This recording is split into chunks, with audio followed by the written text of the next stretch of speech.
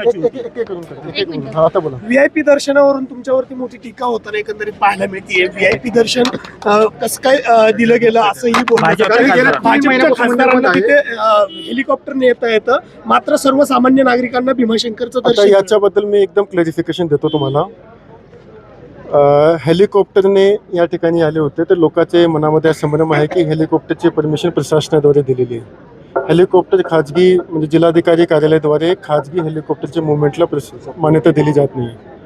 जे दर्शन झाले होते परवा, एक खासदार या ठिकाणी आले होते, त्याने दर्शन केले होते, त्याच्याबद्दल आम्ही स्पष्ट सांगू इच्छितो की त्याच्याबद्दलची कुठलीही कल्पना आधीच प्रशासनाला दिली नव्हती.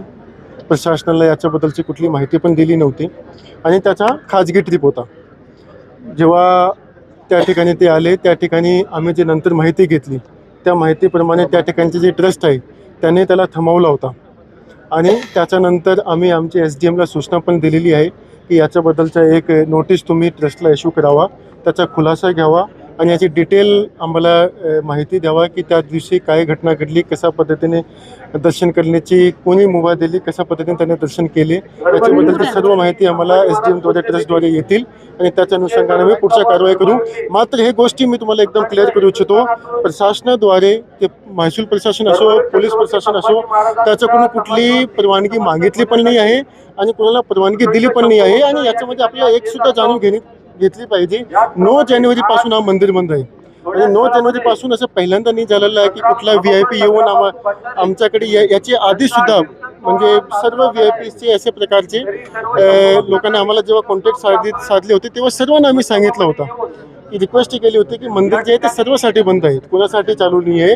9 जानेवारीपासून आपण मंदिर बंद केला होता. 9 एप्रिलपर्यंत मंदिर बंद राहतील. आता मोठ्या प्रमाणावर त्या ठिकाणी काम चालू आहे आणि काम करण्याचा आपला उद्देश पण हाच आहे की आपण त्या ठिकाणी पाहतोय की वाईल्ड लाईफ सँक्च्युरी आहे आणि वाईल्ड लाईफ सँक्च्युरीमध्ये असताना जे मंदिरच्या जवळची जागा आहे ते अपुरी आहे आणि ते अपुरी जागा असल्यामुळे आपण हा डिसाईड केला होता की मागचे बरेच म्हणजे हा जे काम आता आपण करतो ते आजचा मंजूर काम नाही आहे. हा काम मंजूर झाला होता 2020 मध्ये, पण तेव्हापासून ते रडकून होता. आता जेव्हा आपण हा काम हातात घेतला तेव्हाही आपल्या निर्देशनास आला की त्या भागाची जी भिंत आहे तेही कमजोर झाली होती. पुढे दुर्दैवाने काही घटना घडली असते. आपण काही मागच्या वर्षामध्ये पाहिले आहे की काही भागामध्ये स्पेशली जे आंध्र प्रदेश आहे त्या भागामध्ये किंवा तमिळनाडू या भागामध्ये काही ठिकाणी मंदिरामध्ये चेंगराचेंगरी झाली, त्याच्यामुळे काही लोकांचे दुर्दैवाने आयुष्य पण गेले. तर यासाठी आपण या ठिकाणी निर्णय घेतला आहे की अशी वेळ आपल्यावर येऊ नये, त्याच्या आधीच आपण त्या ठिकाणी व्यवस्थित नियोजन करून घेऊ आणि आपलं मंदिर व्यवस्थित करून घेऊ. त्या ठिकाणी आपण 9 जानेवारीपासून हा मंदिर बंद केला होता. कोणालाही काही दर्शन करण्याची परमिशन जवळपास 2.5 महिने होत आलेले आहे, कोणाला दिली पण नाही आहे आणि कोणाला जेव्हापर्यंत मंदिर बंद आहे तेव्हापर्यंत दिली पण जाणार नाही. कोणी जर अशा पद्धतीने जर दर्शन त्या ठिकाणी येऊन केलेले आहेत त्यांना कुठल्याही प्रकारची परमिशन आम्ही दिली नव्हती. मात्र आपल्याला आम्ही चौकशी करायला सांगितलेलं आहे की याच्याबद्दलची डिटेल माहिती SDMला मी सांगितलं आहे की तुम्ही घ्यावा की कोणी परमिशन दिली, कशा पद्धतीने झाला आणि त्याच्या अनुषंगाने कोणी जर मंदिराच्या स्तरावर दिलेली आहे तर त्याच्यावर योग्यची कारवाई केली जाते. जिल्ह्यात हेलिकॉप्टर जर लँडिंग व्हायचं असेल तर जिल्हाधिकाऱ्यांचे नगरपालिकेचे फायर ब्रिगेड सुद्धा वापरले गेले नाही. हेच म्हणून मी क्लिअर करतो, तुम्ही मला प्रश्न विचारला की आमच्याकडे सर्वांची परमिशन जे हेलिकॉप्टर आला होता एक खाजगी प्लॉटवर आला होता. आमच्याकडे जे परमिशन असतात ते जे आपले CM सर DCM सर ते जे मॅडम येतात त्याच्यासाठी परमिशन असतात. याच्याबद्दलची सर्व परमिशन आपल्याकडून घेतली जात नाही, त्याचे वेगळे सिस्टम असतात आणि आम्ही तुम्हाला सांगतोय की याच्याबद्दलची परमिशन आमच्याकडून घेतली पण नाही आहे आणि प्रोटोकॉलप्रमाणे आमच्याकडून घेण्याची आवश्यकता पण नाही आहे.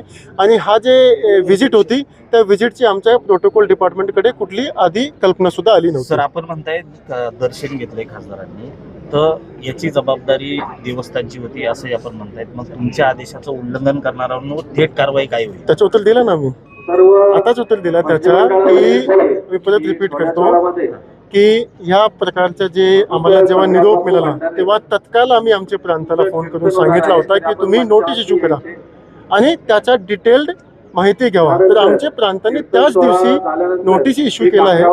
ते ट्रस्टचा सर्व जे अहवाल आहे त्या ठिकाणचे त्याचंही त्याच्याकडून घेते की कोणी परमिशन दिली, कशा पद्धतीने झाला. कारण काय आहे की आपल्याकडे माहिती नसताना जर सुद्धा आपण कोणाच्यावर काही कारवाई करण्याचा हे केला तर तोही चुकीचा आहे. सर्वांना त्याची एक सांगण्याची संधी आपल्याला दिली पाहिजे. तर आमच्याकडे जेव्हा याचा अहवाल येऊन जातील त्याच्या पद्धतीने आपण त्याच्यावर योग्य कारवाई करू, जे कोणीही त्यांना परमिशन दिलेली त्याच्यावर. 18 एप्रिलला पुन्हा एकदा मंदिर सुरू करायचे काम पूर्ण झाले का? 18 एप्रिल 9 एप्रिल काम पूर्ण होईल का तोपर्यंत? बघा, 9 एप्रिलला आपला मंदिरचा एवढा काम पूर्ण होऊन जातील की आपल्याला भाविकासाठी दर्शन ओपन करता येणार. आज जे आपण सध्या मंदिरचं काम चालू केलेलं आहे ते कम्प्लीट मंदिरचं काम करायला आपल्याला अजून 1 वर्ष लागेल. मात्र त्याच्यामध्ये आपण प्रायोरिटाईज केला होता. प्रायोरिटाईज कशा पद्धतीने केला की ज्या ठिकाणी भाविकाच्या दर्शनची व्यवस्था आहे, जो मंडप आहे ते आपण युद्ध पातळीवर 3 महिन्याच्या आत काम पूर्ण करून घेऊ. जे आपले पायरी मार्ग आहे त्याच्या एक बाजूचं काम पूर्ण करून घेऊ, जेणेकरून भाविकाचे दर्शन जे आहे ते कंटिन्युअसली चालू राहतील. जेव्हाही कुठल्या प्रकारचे मंदिरचं असो किंवा कोणत्याही बांधकामाचं काम असो, जेव्हा आपण हे काम करतो तेव्हा त्याच्यामध्ये वेळ लागतो. मात्र आपण त्याच्यामध्ये या पद्धतीने नियोजन करून घेतो की जे महत्त्वपूर्ण काम आहे त्याला आपण आधी संपवून घेऊ. तर आम्ही ॲक्च्युली मान्यता 6 महिन्याची घेतली होती, पण आम्ही डिसाईड केला की आपल्याला 6 महिन्याची आवश्यकता नाही आहे.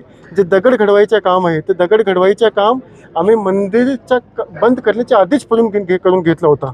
आणि म्हणून आम्हाला जे 6 महिने लागत होते ते काम आम्ही 3 महिन्यामध्ये आता करतो आहे. आणि 9 एप्रिलपर्यंत आपला मंदिर ओपन होतील त्या पद्धतीचं काम पूर्ण होऊन जाते. तुम्ही भीमाशंकरच्या ट्रस्टची बैठक घेतली. भीमाशंकरच्या काही घरांचं स्थलांतर करण्यासंदर्भातली चर्चा झाली. मात्र भीमाशंकरला सध्या मोठ्या प्रमाणात अनधिकृत बांधकाम सुरू आहे डोंगरावरती, जे धोकेदायक आहे. आपल्या प्रशासनाच्या समोर जर अशा पद्धतीने डोंगरावर नाही, आपली माहितीबद्दल मी थोडासा दुरुस्त करतो. आपली माहिती जी आहे ते जुनी आहे आणि अपुरी आहे.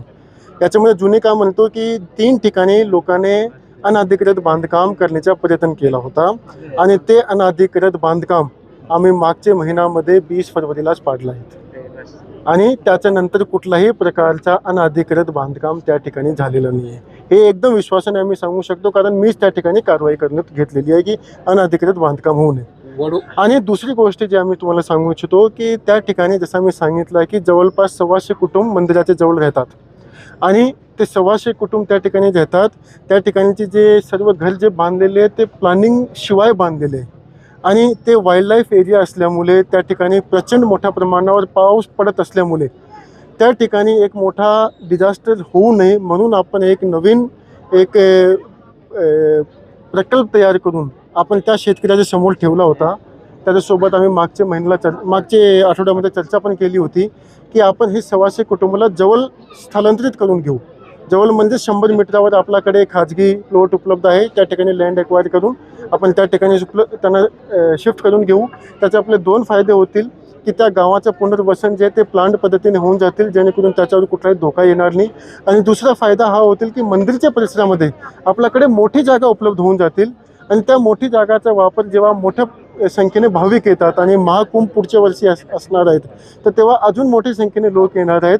तर त्यासाठी चेंगराचेंगरी होऊ नये आणि व्यवस्थित दर्शन झाले पाहिजे. हजारोच्या संख्येने जरी लोक एकत्रित आले तरीसुद्धा त्यासाठी उपस्थित ठिकाणीमध्ये आपल्याला जागा व्यवस्थित असली पाहिजे, नियोजन असलं पाहिजे. त्या पद्धतीने हा प्रकल्प आपण लोकांच्या समोर ठेवलेला आहे. मला कालच त्या ठिकाणचे काही लोक सांगत होते की 70 ते 80% लोक हा प्रकल्पाचं स्वागत केलेलं आहे आणि ते म्हणते की आम्हाला तशा पद्धतीचं पाहिजेच आहे. कारण काय आहे की या पद्धतीचा प्रकल्प झाला तर त्या लोकांचेही समाधान होतील, त्याच्यावरही आयुष्याचा धोका निर्माण होणार नाही आणि एकूण जी भव्यता आहे आपल्या मंदिरची त्याच्यामध्ये एक उंच होती. वडू या ठिकाणी जे आता स्मारक होत आहे तिथं KM हॉस्पिटलला जागा स्थलांतरित करण्यात आलेली आहे. या ठिकाणी खरं तर जी जागा कोंडापूर या ठिकाणी हस्तांतरित झाली ही जागा रिकामी कधी करणार? आता हा विषय सुद्धा मागचे बरेच वर्षापासून पेंडिंग होता. या ठिकाणी आपण हा आराखडा मंजूर केला आहे, वडूचाही मंजूर केला आणि बुद्रुकचाही तुलापूरचाही मंजूर केला आहे. तुलापूरचं जे काम आहे ते बऱ्यापैकी संपत आलेलं आहे. माझ्या माहितीप्रमाणे जून महिन्यामध्ये ते काम संपून जातील. वडूचं जे काम आहे ते मात्र KEMच्या या ठिकाणी इन्स्टिट्यूट असल्यामुळे ज्या गतीने गेला पाहिजे होता त्या गतीने गेला नाही. KEM इन्स्टिट्यूटसुद्धा आपल्यासाठी महत्त्वाचं आहे, कारण याच्यामध्ये मेडिकल बद्दलचे जे टेस्ट असतात, जे शोध असतात ते या ठिकाणी केले जातात आणि म्हणून राज्य शासनाकडे आम्ही एक प्रस्ताव पाठवला होता आणि त्या प्रस्तावाप्रमाणे हा जागाची ऐवजी दुसरी जागा कोंडापुरीला आपण त्या KEMला देण्यासाठी प्रस्ताव पाठवला होता. त्या प्रस्तावाला मान्यता मिळाली. मागचे डिसेंबर महिन्यामध्ये त्याला मान्यता मिळाली होती. त्याच्यानंतर त्याची जी बाकीची प्रक्रिया होती आमच्याद्वारे आम्ही आदेश मागच्या वीकला दिला होता आणि 3-4 दिवसाआधीच KEMने याचा ताबा पण घेतलेला आहे कोंडापूरची जागा आणि आता त्याने त्याची शिफ्टिंग करण्याची जी प्रक्रिया आहे ते 7 दिवसाच्या नंतर